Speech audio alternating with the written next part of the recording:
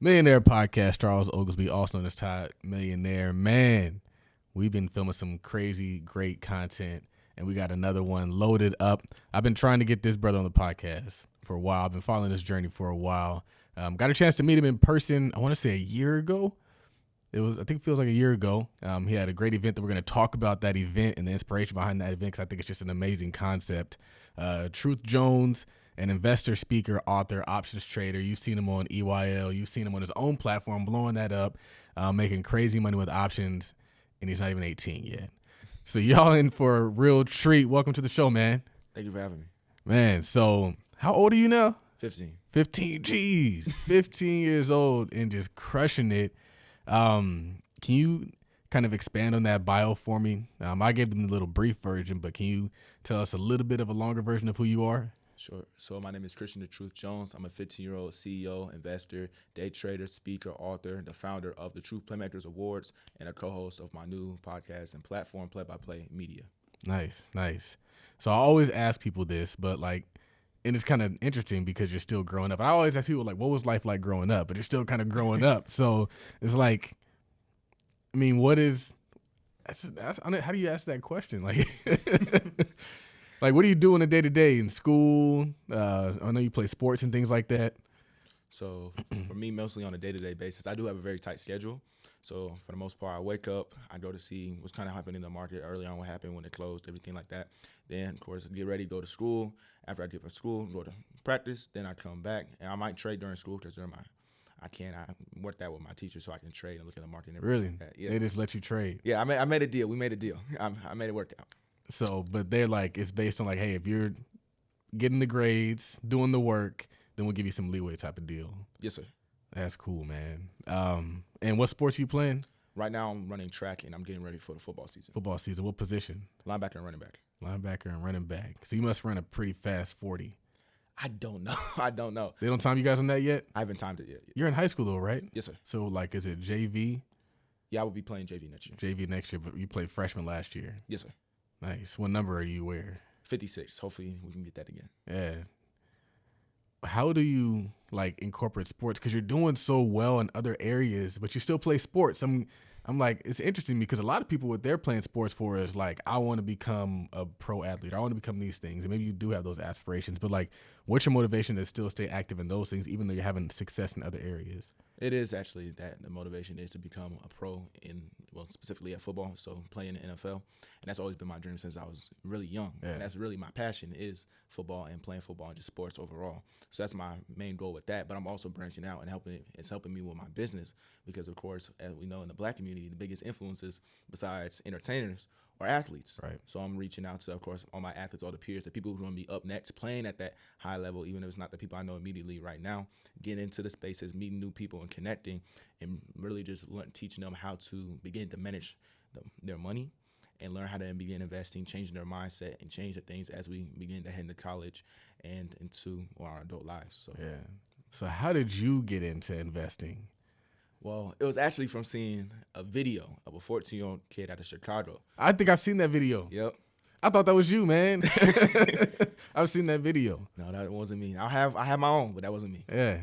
But it was from seeing that video when he made $50,000. And so I watched that video when I was 8 years old. Yeah. And so when I watched it, I was like, wow, he's only a couple years older than me. He's made this much money. And by this time, I was already an entrepreneur. So I'd already came up with my first book, became an author, started selling it, everything like that. So from there, I knew I had kind of the mindset of I can do a lot of things. And so from seeing this and seeing how easy it was for him to make this much money, and he was barely older than me, he inspired me to want to do the same thing. So from there, I began asking my mom if she could teach me how to begin investing and trading. But initially, she said no, she wasn't with it. Oh, really? Because she thought I was too young. Oh, okay. But I convinced her after about a month later, I told her I wanted to open up my brokerage account after doing some of my own research. And so from there, well, she took me under her wings once she saw I was serious and actually passionate about learning this. Right. And then we just began learning together. So did you take a course? Did you read a book? What did your beginning education look like? We took an online course. It was about 6 weeks. Mm-hmm. And so this course, we initially actually started off with trading. We didn't start off with investing. So this one we started with trading. And then we kind of did it backwards. Then we went back to the fundamentals of investing. And then we just put it all together. Yeah, that's interesting. Outside of that, did you engage in any other learning experience besides just like the course and then going and start trading? No. Really? I jumped straight into the market. I know now I do teach my students to begin paper trading, building their experience, everything like that. But no, for me, I personally just jumped straight into the market, and I started off with my own money. So what did those early trades look like for you? They were okay. They were up and they were down. Right. They were very inconsistent. But once I started really figuring out my strategy, figuring out what companies I wanted to trade, I did become a lot more consistent with it, mostly with swing trading. Yeah, and I think that's interesting because I think there's new traders out there who experience the ups and the downs, and they think there's something wrong with them.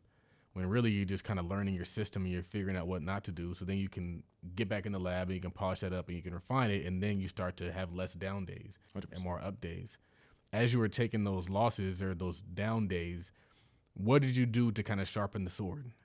So for me, it was mostly going out and looking at elder traders and people that have been in the markets for years and studying what they do and what worked for them, and then taking certain parts of that, their game plan and strategies, and adding it to my own. Yeah. And also just experience and learning from my own mistakes, going back, looking at my gains and losses, seeing what worked, what didn't work, why I was able to make this trade, and just really just studying and really becoming a student of the game. That's important. And I don't think a lot of people do that where you're looking at your trades.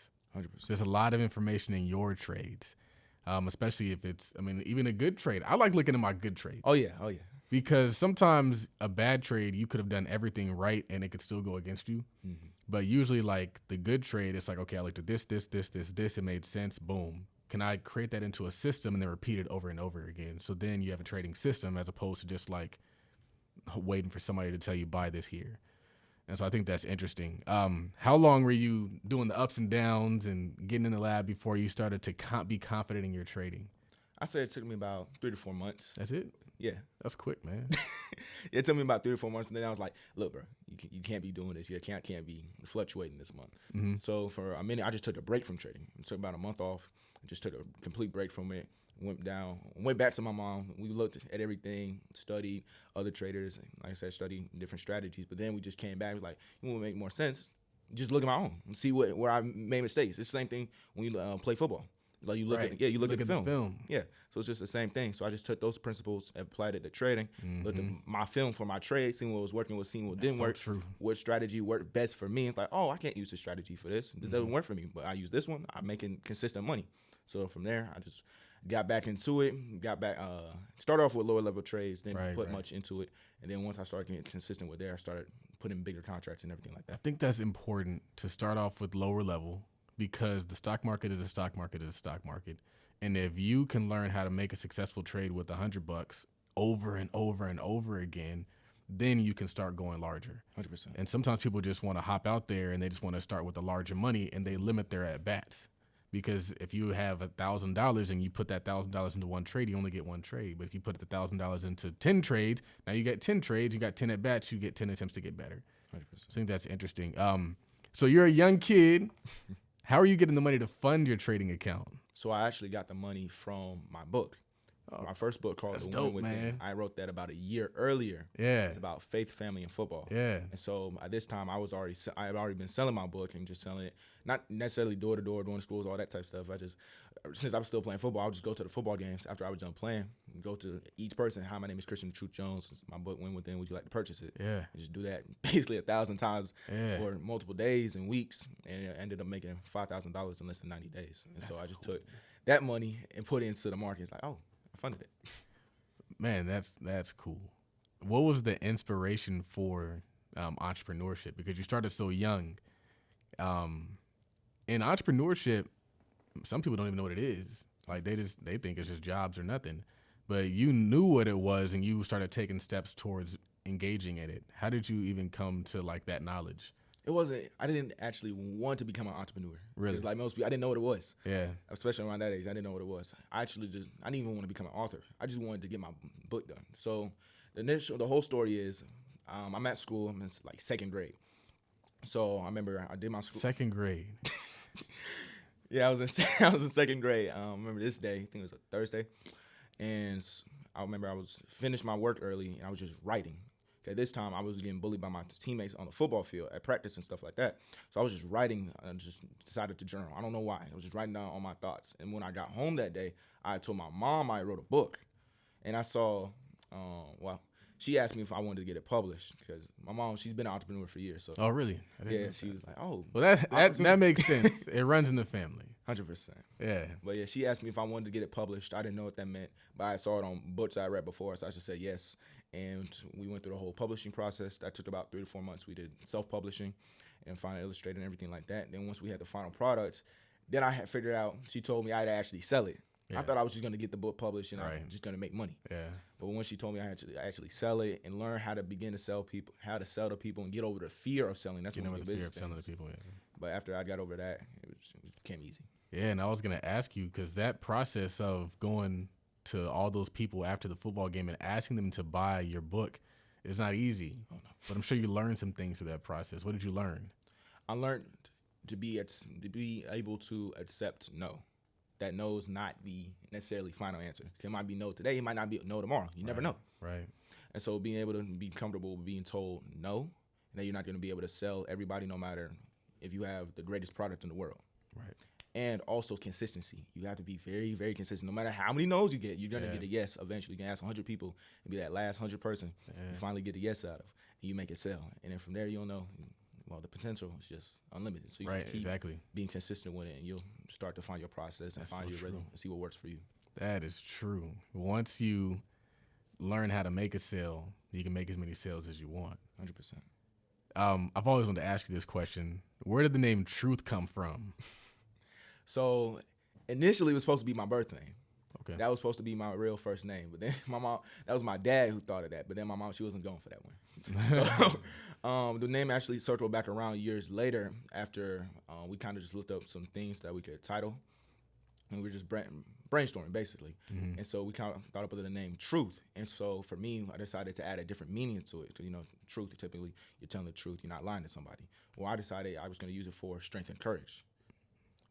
Because that's what it took for me to overcome my bullying situation I was going through with my teammates. Mm-hmm. And so with there, I decided, it's like, oh, Christian the Truth Jones. That sounds real nice. Yeah. It has a great meaning. It has a great story to it. Let's go ahead and use it. Yeah, that's cool. So back to options and stock market, what is your favorite trading strategy? My favorite trading strategy as far as the styles or more specifics? I would say as far as like just the styles. I'd have to say when I want to make a lot of money, position trading. Well, on a day-to-day basis, I love scalping. I love scalping. How do you find a good company to scalp? Because I know people wake up and they just see stocks all over the place. Like, what are you looking for to find a good scalping stock? So before I even do necessarily scalping stocks, I just based it off my fundamentals when I was just looking for a good stock in general. There we go. I just based off the fundamentals, and I've been trading these companies. So for me, of course, I've been trading these companies for years. Yeah. And actually start off, I guess you could say, a little backwards. I didn't start off with scalping. Scalping is something I picked up within the last 3 years. Mm-hmm. I started off with swing trading, more so long term. Mm-hmm. And so from there, I just based my fundamentals off of swing trading and saw how these stocks moved, got comfortable, saw their patterns, how they developed over the years, and just took them same strategies or same, I guess you could say, practices or ideas and applied it to scalping, tweaked a couple things. Yeah. What's position trading? Long-term trading. Long-term trading. And you like long-term trading? Yes, 1 to 2 years. I don't have to do too much. Yeah. Focus on my sports. Right. Still making a lot of money.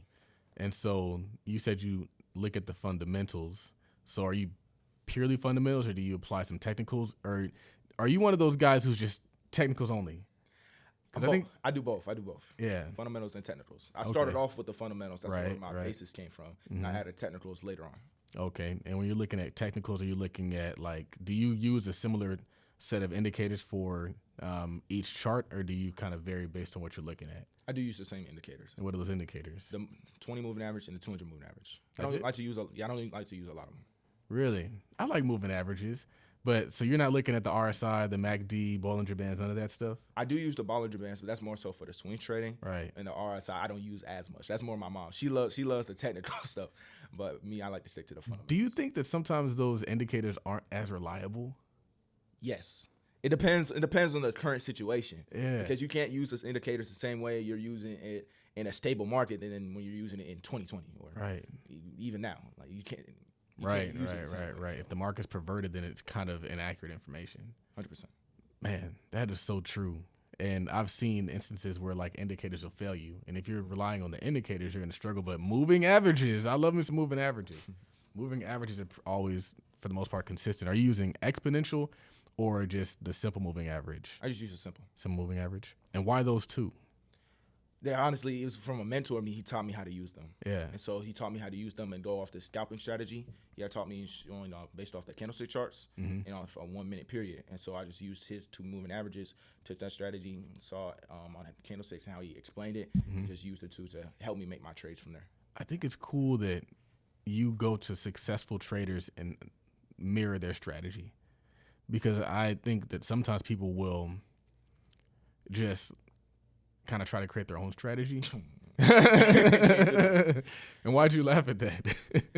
It's why reinvent it? Yeah. Like, why not use some? There's thousands of formulas out here to successfully trade. Why try to create something 100% Exactly. original? And there's a lot more work. We can already just be. Now you can create something original because, of course, everybody trades differently, like, even from the smallest tweaks. But you don't have to create this 100% master strategy, because there is no necessarily 100% master strategy in the stock market. It's not predictable. Right. So right. I would just take It's little not aspects from other successful traders, see what they do, what applies and helps work for me in my trading style, and just use that. You said the stock market's not predictable. Not 100% predictable. Can you expand on that? Most people think they can, especially to say naive traders, think they can somehow beat the market. Yeah. That's not gonna happen. Yeah. You're not gonna. You might get it sometimes, but you're not 100% gonna be able to beat the market or predict what the market's gonna do. Now, that's, of course, you have your historical data, you have your patterns, you have your research and things you can look at to see what kind of predict on what it's gonna do. Right. But of course, you have the years like 2022 with the whole war going on in Ukraine. You have your 2020s where the market just completely flips side down and you don't know what to do. Right. And so that's why I say you got to be adaptable to the market. That's a bar. That is a bar. What is your favorite company or security to trade? My favorite company. So as far as trading, I have one for each style, but my favorite company overall is my number one, Microsoft. Really? Yes, that's my company. Why do you like Microsoft? Because I don't like Microsoft. Microsoft to me is just boring and slow, but it has been doing really well recently. And I think that's because of like the cloud storage or something. Yeah, they've had a lot of cloud contracts coming over the past couple of years. But that's the reason I love it. It's boring and slow. Like, it's consistent. It doesn't do too much. Now, if you want excitement, I go to Tesla. Yeah. But overall, just as far as consistency, what's going to always work for me, my bread and butter, Microsoft. Yeah, I like it. Do you trade any like ETFs or any index funds? I do trade ETFs. I don't do indexes. Okay. In terms of like a long-term company, what's your favorite company? As far as long-term from now or long-term as before? From now. From now? I'd have to say probably Apple and Airbnb. Who? Oh, Airbnb. Okay. How do you sharpen the sword now? Like, what are you doing? Because I'm always inspired by people who have achieved success, but it's like, what are you doing to get to the next level? What does that look like for you? As far as in the trading aspect? I would say all of it. I want to know the trading, but I'm also curious in like other areas of your life as well, because you're such a dynamic individual that like trading is one piece of you, but you're also just doing so many really cool things that I'm curious to know what things you're doing in general to improve yourself. So in general, I've really just been looking at a lot of philosophy and I love history. So I love just studying history, not only just as far as the stock market wise, but just history in general, seeing the different kingdoms have risen and fallen, seeing why certain societies performed the way they did because of a certain time period, and just looking at history and learning from it and learning from people and different philosophies and different just books and things I read. And so I'm just studying that a lot right now. And I'm looking to get into also cryptocurrency and real estate. And so I actually today, before I came in here, I went to my first Airbnb property that I'm building out. So that's another reason I helped at Airbnb. Airbnb at 15, man. How can we have more people who think like this at this age? Like, it's just so unique. I don't. It's interesting because it's like, I think that maybe, and this is why I think your mom is a key factor. I think sometimes people are told that they can't do things that they can do. And so we put these age factors on us and they're artificial, but you're proving that you're doing things that people who are like in their 30s aren't even doing. And so it makes you think, like, is all the stuff that's surrounding us, that's limiting us, just fake, and we just got to tear the things down? It's like, do you feel that there's anything that you can't do? No. Exactly. And where does that mindset come from? Honestly, I believe it started really young, and that was from my mom. Honestly, I think it is the youth or us, not even just people in my age group, people way younger than me, like 2, 3 years old, 4 or 5 years old. Like, you have to start really, really young and start implementing those things. I remember my mom used to have a saying for me. I don't remember it exactly word for word. It was like, what are you? I would say, reply, greatness. What do you have in you? I would say, greatness. And she would have me repeat that pretty much every day, every night. And so I would just start believing it. I'm great. I'm the child of God. I'm up next. I'm the greatest has ever been. I'm the best. And just have that mindset that you can do all things and anything you put your mind to and truly believe it. Yeah. And that's where I say that really just came from it and just was implemented into me from my upbringing. Yeah. And so from there and just gaining my experiences, hearing just different, I guess to say, speeches and other things inspire me along the way, just really helped me cultivate to where I am now. Yeah. And in terms of trading, what are you doing to grow as a trader? So as far as growing as a trader, I'm not gonna lie. For a minute, I was like, where do I go from here? Yeah. But I know all the 4 strategies. I know all the styles. That was like the Kanye comment. He said, like, I'm already successful enough. Like, what more do you want from me, Kobe Bryant? He was like, more success. But I think for me now, as far as growing from trading, it isn't necessarily looking for more education. Yeah. It's more so providing education for others. Bars. And so learning from my students has helped me learn and grow as a trader because they see things I can't see. Right, no that's matter so what true. teacher I might go to, no matter what history I might look at, they can see things I can't see. So it's really just providing other people education and getting them to the market that's really helped me grow and develop. That is so true. Going back to options temporarily, I have 2 more questions to ask on the actually just 1 more question to ask on options. Actually, no, 2. The first one is, how do you decide your entry and exit points when you're trading? So how I decide my entry and exit points. So I do it based off more so how the stock is performing at that moment, but more so for scalping, it depends on where the current trend is. So if the trend is more so, if it's at a starting bullish trend, I would see, it's starting to show the patterns for it. Then I was like, my entry point is going to be about right there. Then my exit strategies, whatever my goal point is for that day. So if I'm looking to make 10,000 to 15,000 for the day, I just like, if I get in right here, I go ahead and calculate it real quick. If I get in right here, it runs up to about this price point. I'll make about 5,000-10,000. Just playing this trade right here, seeing if it goes or basically does what I want it to, then I'll be good. But let's say I also got to think of the downside, of course. If it doesn't go my way and it goes against me, what is going to be my stop loss? Right. So I said it right there. So before I even get into my trades, I make sure I know my entry, my exit point. So of course, based off what the stock is doing right now, based off the chart and the candlesticks and the moving average and how it's performing there, and then the exit point, whatever I want to make for the day. Yeah. Have you always been in the options, or have you mostly been like regular stock market? I've always been the options since Really? I've gotten into it. Yes. Why are options better than the stock market? Like the flat stock market. I call it the flat stock market. That's where all the money is. That's all the money is. That's where all the money is. You can make a lot of money with stocks, but it takes a lot of time. That's the whole point. It's time equity. Where options, you can make just as much money as you would in stocks in way faster periods of time. And most people think it's complicated when really it's not. You just gotta have the right teacher and have the right person break it down to you. Right. Why do options allow for that? I have to say, honestly, because it is more so just quick trading.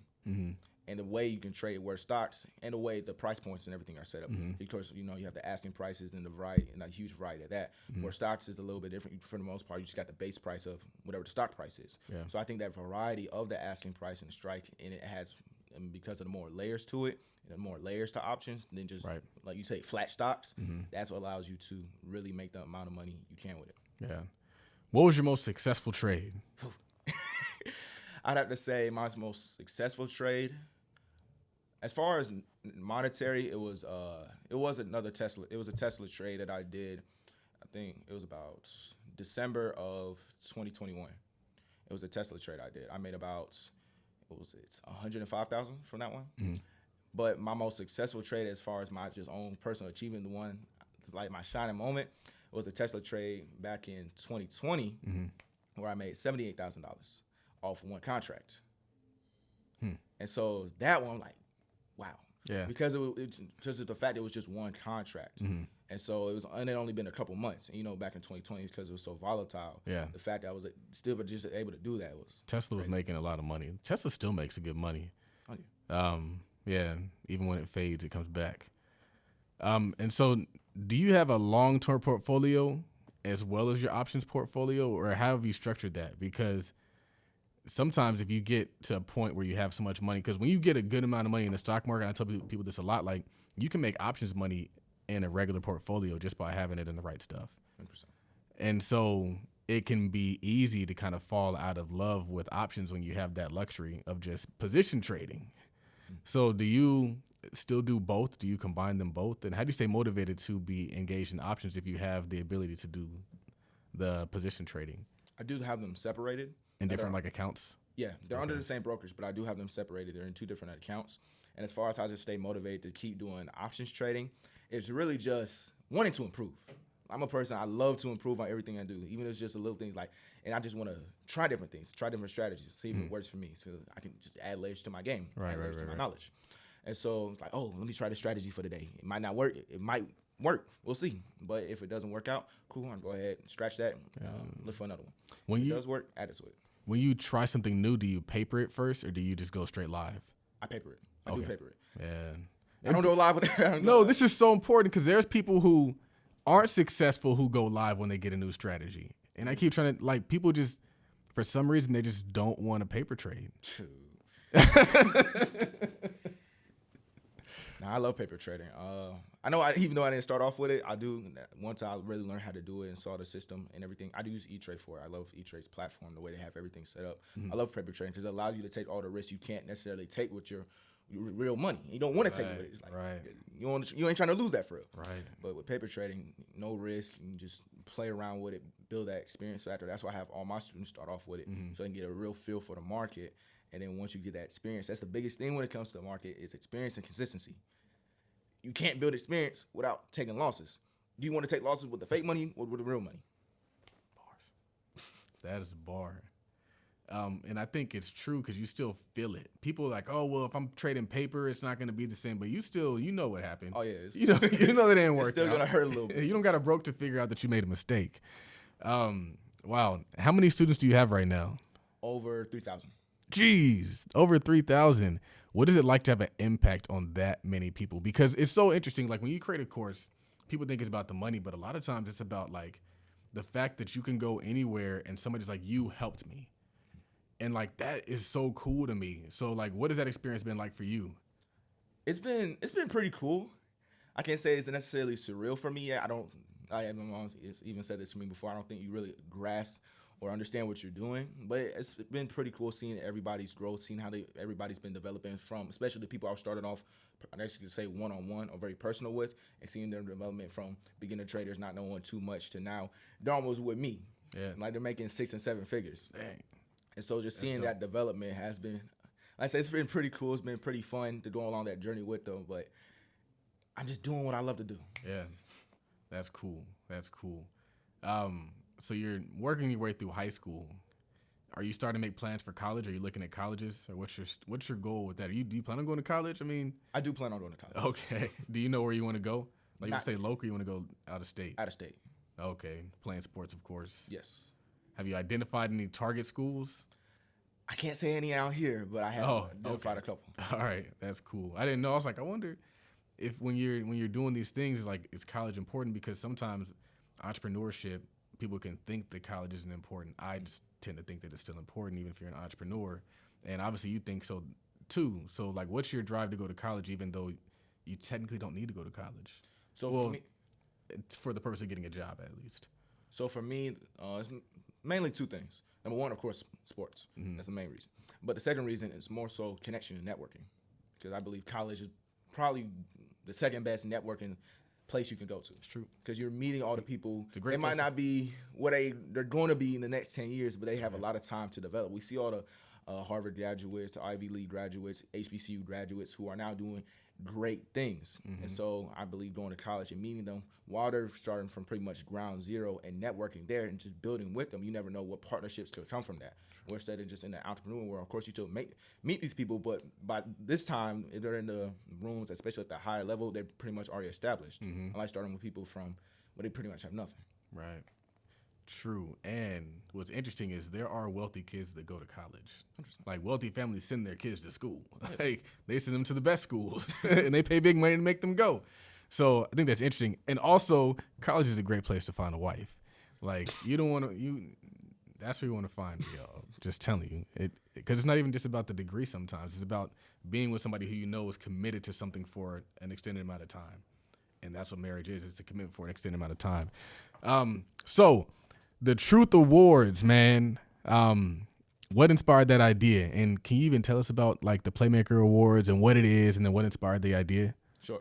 So the Truth Playmaker Awards is an award show where I honor 17 African-American youth, or basically my peers who are all doing just excellent things. We're all in different industries, as you've seen in person. Yeah. It's just a great and dope event. It's networking, it's high level, it's just an excellent event.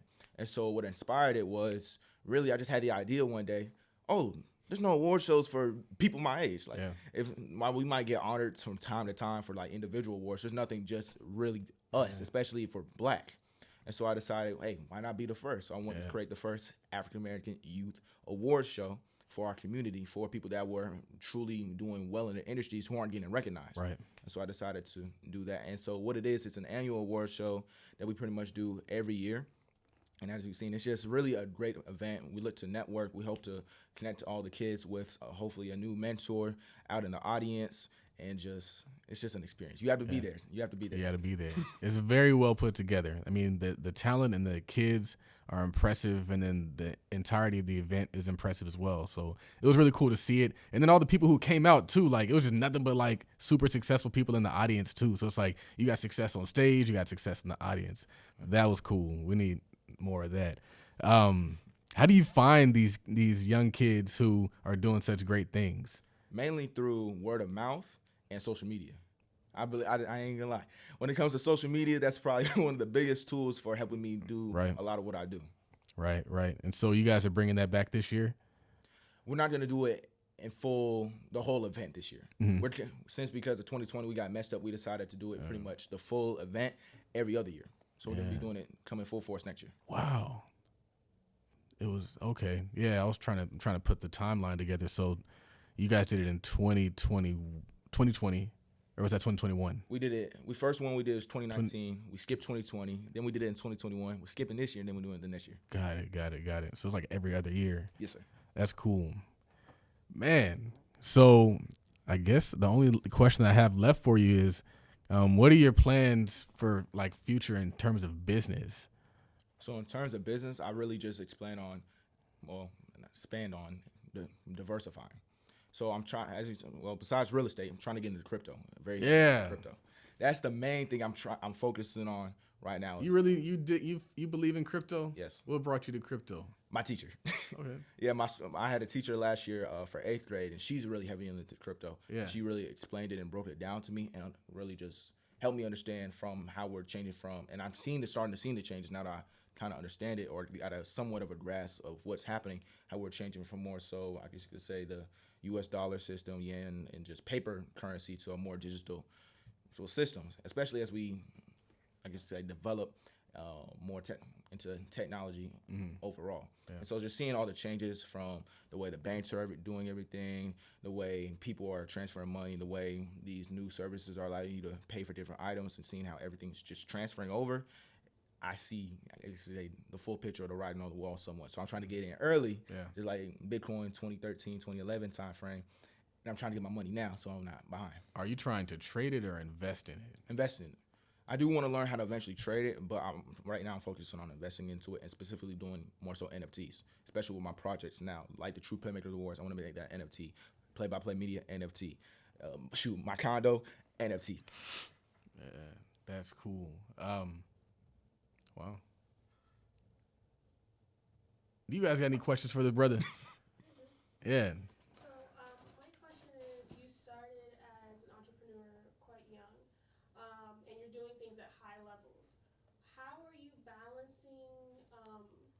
like your youth and still enjoying, you know, your childhood as at the same time as competing on a high level in the business world? Overall, I'd have to say through mostly time management and the way my schedule's set up, where it's adaptable and I can change it based off kind of whatever I'm doing for the day, or certain things might come up. And I'd have to say I have been, I guess, blessed with the ability to turn it on and off. Like right now, you're talking the truth, but when I leave this room, I go in the car, it's just me Christian. So just being able to switch it on and off and relate to my peers, and now going to school and everything, I just especially say has helped with that. So I've been blessed to have Christian on my podcast. Okay. Recently, and one of the questions that just even being in this room right now, one of the questions I want to ask is like, what are some of the conversations that you have with your mom on an everyday basis? I can tell like she's been a pivotal influence in your life. Like, what is some of like the everyday conversation that you guys have? The main things we talk about on a daily basis is really just growth. I'd have to say that's the biggest thing for between our conversations is we're always talking about growth. She always talking to me about expanding, wanting to build, wanting to just create true generational wealth. Because as she's told me a couple times, every time we had a conversation, for the most part, she's going to be the last person who has to ever work a 9 to 5 in our family. And so she wants to really just set me and my sister apart where we're at a level we have money for not only just generations, where it's just gonna be set for life. You got a younger sister? Yes. I'm actually curious in terms of the Airbnb. Are you buying a property that you're renovating it? Are you building it from the ground up, or what's the details of that? I am renovating it. I am getting contractors, and we're changing it because it's more as an old school property, and so we do have to build it out, repaint everything like that. And then once we finish that part and I change it, it's going to be a themed Airbnb.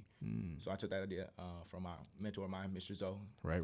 And so it's going to be a themed Airbnb. Then we're going to go ahead, put it on a market, and well, everybody have a spot to stay at in ATL. Right. How did you determine the location?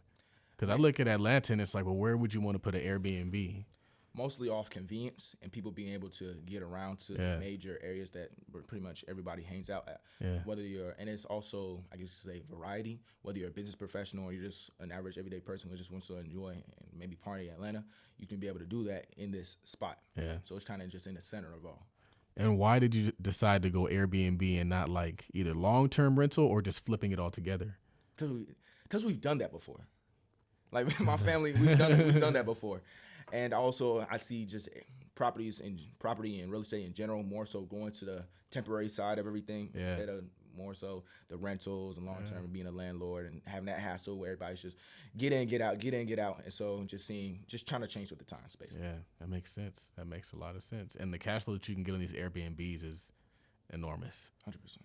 Man, Brandon, you got a question for him? No, I'm just. You need a question for him, man. When's the last time you talked to a 15-year-old millionaire, man? This might be the first. Right.